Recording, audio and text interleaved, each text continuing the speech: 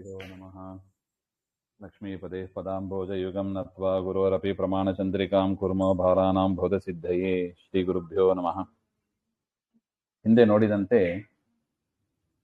ಅತ್ರ ಪ್ರಾಮಾಣ್ಯಂ ನಿರೂಪ್ಯತೆ, ಪ್ರಾಮಾಣಸ್ಯ ಸ್ವತಸ್ತ್ವಂ ದ್ವಿವಿಧಂ ಉತ್ಪತ್ತೌ ಜ್ಞಪ್ತೌ ಚ ಇತಿ. ಹಾಗೆ ಅಂತ ಪ್ರಾಮಾಣ್ಯ ಅದು ಸ್ವತಸ್ತ್ವ. ಸ್ವತಸ್ತ್ವ ಅಂದ್ರೆ ಬರೀತಾರೆ ನೋಡಿ, ಪ್ರಾಮಾಣ್ಯಂ ಸ್ವತಃ ಅಪ್ರಾಮಾಣ್ಯಂ ಪರತಃ. ಅದರಲ್ಲಿ ಪ್ರಾಮಾಣ್ಯಸ್ಯ ಸ್ವತಸ್ತ್ವಂ ನಾಮ ಪ್ರಮಾಣಾಂತರ ಅನಪೇಕ್ಷತ್ವಂ.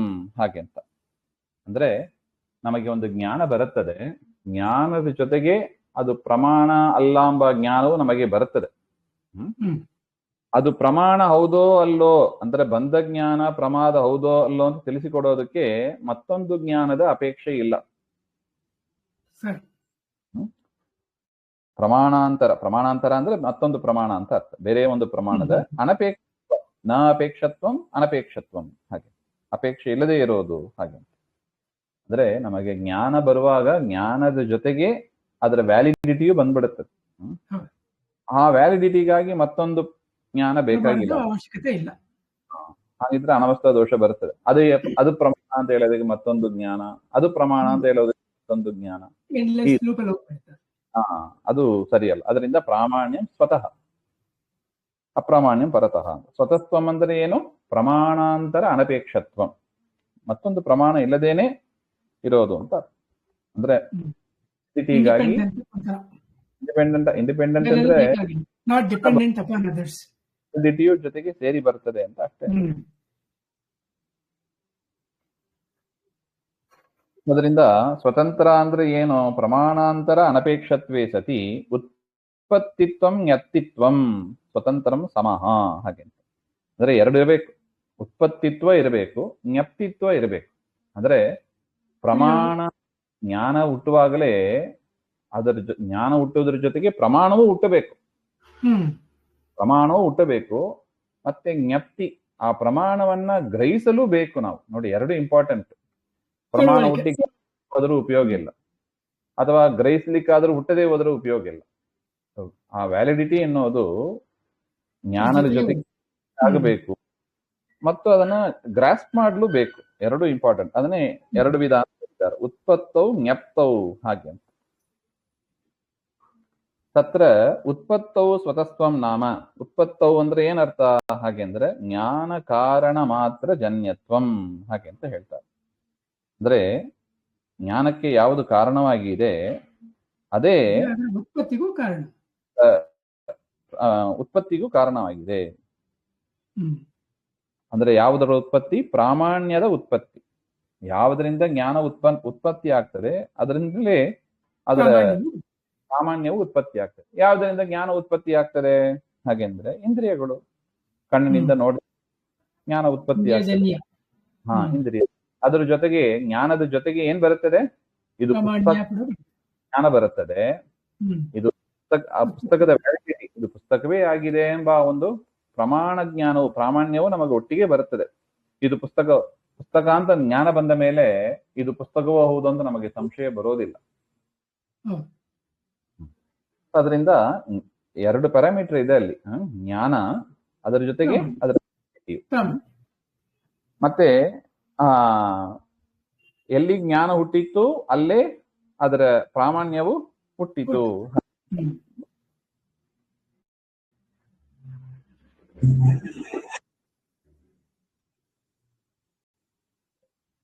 ಮತ್ತೆ ಅನುಮಾನದಿಂದ ನಮಗೆ ಜ್ಞಾನ ಹುಟ್ಟಿದ್ರೆ ಆ ಅನುಮಾನದಿಂದಲೇ ನಮಗೆ ಅದರ ಪ್ರಾಮಾಣ್ಯವು ಹಾಗೆ.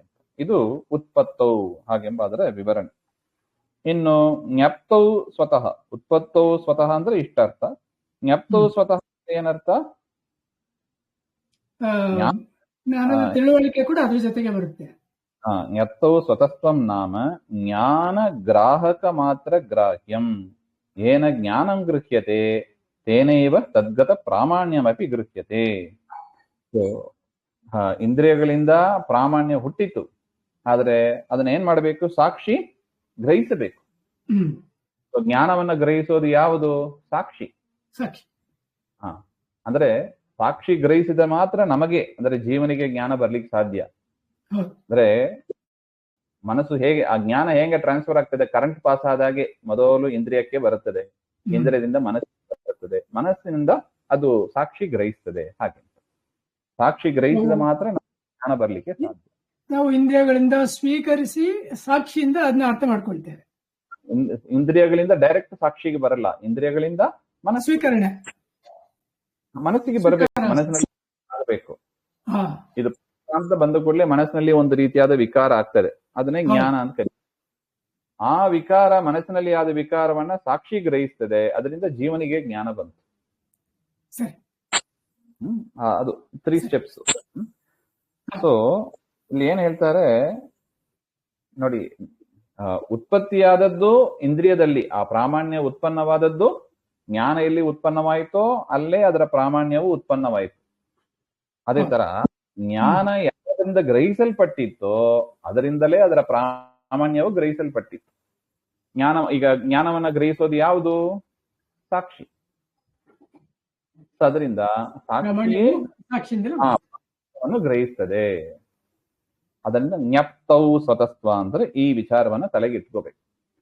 ಜ್ಞಾನ ಪ್ಲಸ್ ಅದರ ಪ್ರಾಮಾಣ್ಯ ಎಲ್ಲಿ ಉತ್ಪನ್ನವಾಗುತ್ತದೋ ಪ್ರಾಮಾಣ್ಯವು ಅಲ್ಲೇ ಉತ್ಪನ್ನವಾಗ್ತದೆ.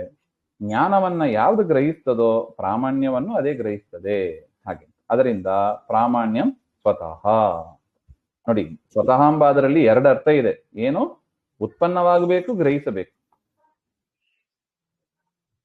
ಜ್ಞಾನ ಪ್ರಾಮಾಣ್ಯ, ಪ್ರಾಮಾಣ್ಯ ಎರಡೇ ಕರೆಕ್ಟ್. ಜ್ಞಾನ ಮತ್ತು ಇದು ವಿಚಾರದಲ್ಲಿ ಹೇಳಿದ್ದಾರೆ. ಏನ ಜ್ಞಾನಂ ಗೃಹ್ಯತೆ ತೇನೈವ ತದ್ಗತ ಪ್ರಾಮಾಣ್ಯಮಪಿ ಗೃಹ್ಯತೆ. ಜ್ಞಾನದ ಜೊತೆಗೆ ಇದೆ ಅದು.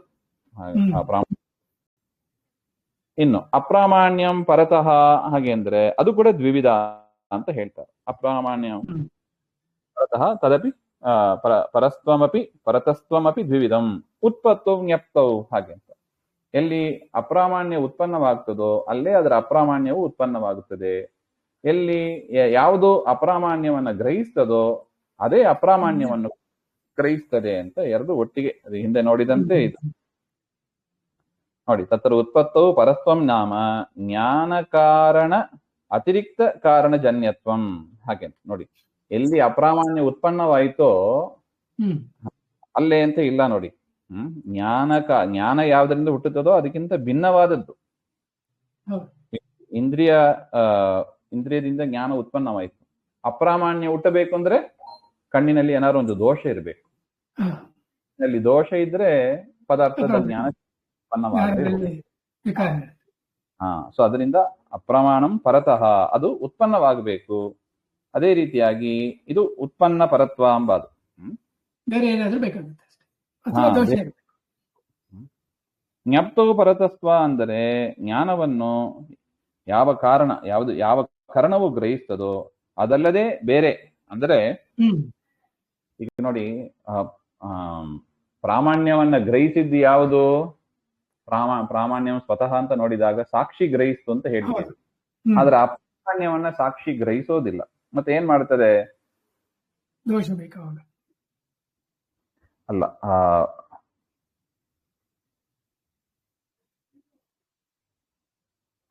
ಪರೀಕ್ಷೆ ಮೊದಲಾದವುಗಳಿಂದ ಜ್ಞಾನದ ಅಪ್ರಾಮಾಣ್ಯವು ಗ್ರಹಿಸಲ್ಪಡುತ್ತದೆ ಅಂತ ಹೇಳ್ತಾರೆ.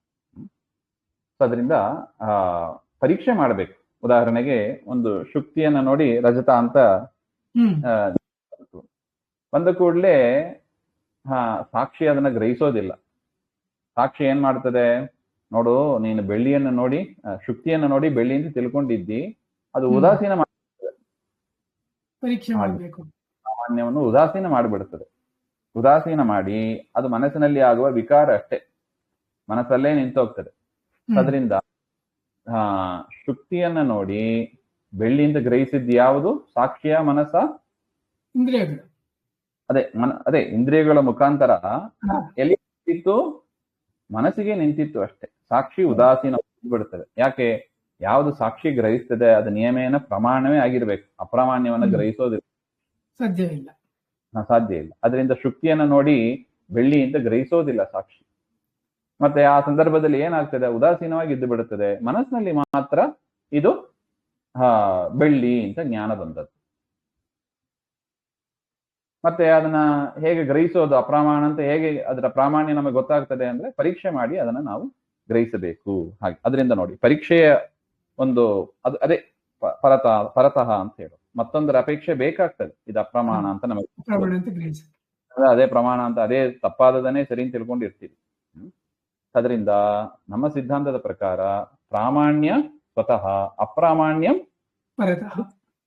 ಹಾಗೆ ದೋಷಯುಕ್ತವಾದ ಇಂದ್ರಿಯಗಳಿಂದ ಅಪ್ರಾಮಾಣ್ಯದ ಉತ್ಪತ್ತಿ ಆಗ್ತದೆ, ಪರೀಕ್ಷೆಯಿಂದ ಅಪ್ರಾಮಾಣ್ಯದ ಜ್ಞಪ್ತಿಯೂ ಕೂಡ ನಮಗೆ ಗೊತ್ತಾಗ್ತದೆ. ಹಾಗೆ ಅದರಿಂದ ಅಪ್ರಾಮಾಣ್ಯಂ ಪರತಃ ಅಂತ ನಮಗೆ ಸಿದ್ಧಾಂತ. ಬೇರೆಯವರು ಏನ್ ಹೇಳ್ತಾರೆ ಅಂತ ಮುಂದೆ ಬರುತ್ತದೆ, ಅದನ್ನ ಮತ್ತೆ ನೋಡೋಣ. ಶ್ರೀಮಧ್ವಾಂತರ್ಗತ ಶ್ರೀಕೃಷ್ಣ ಅರ್ಪಣಮಸ್ತು. ಶ್ರೀಹರೇ ನಮಃ.